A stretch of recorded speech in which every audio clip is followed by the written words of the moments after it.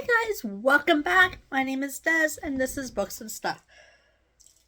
If you are new to the channel, thank you so much for tuning in. If you like what you see, please consider to like, subscribe, and feel free to comment. If you are returning, thank you so much for returning.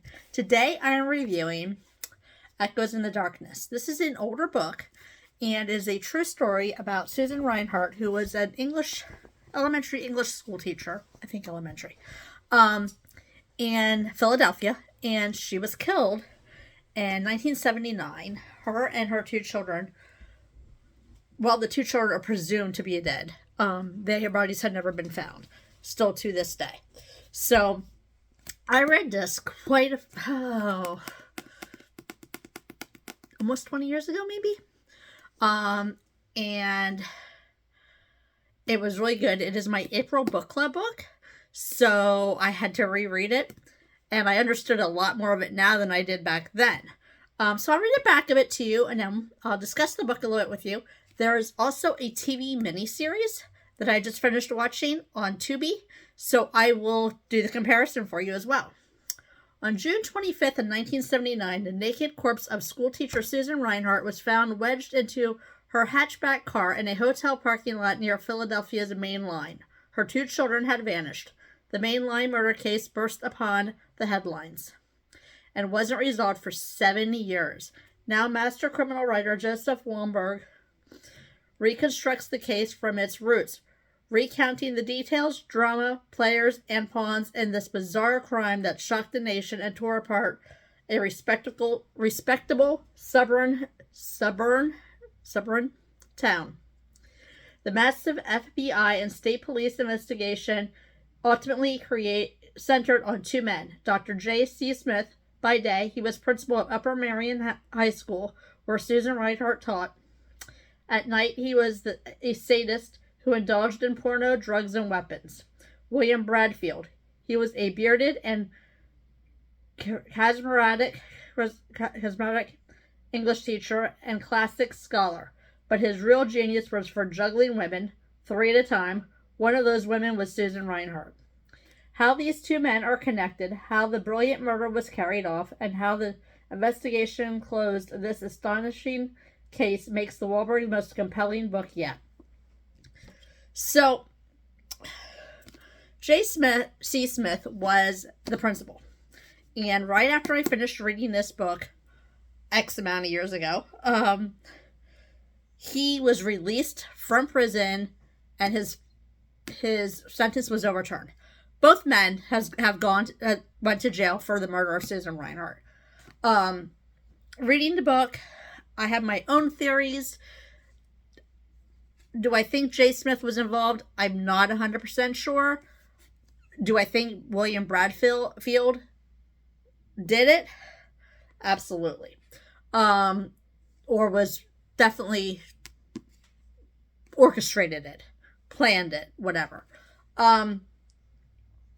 Both men are now deceased. William Bradfield was sentenced to 3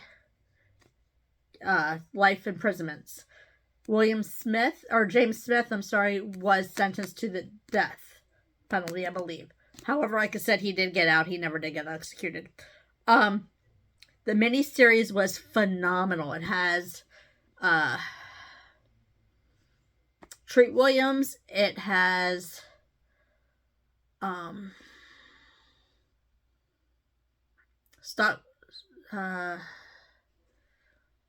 gosh, I had all these names figured out last night when I watched it.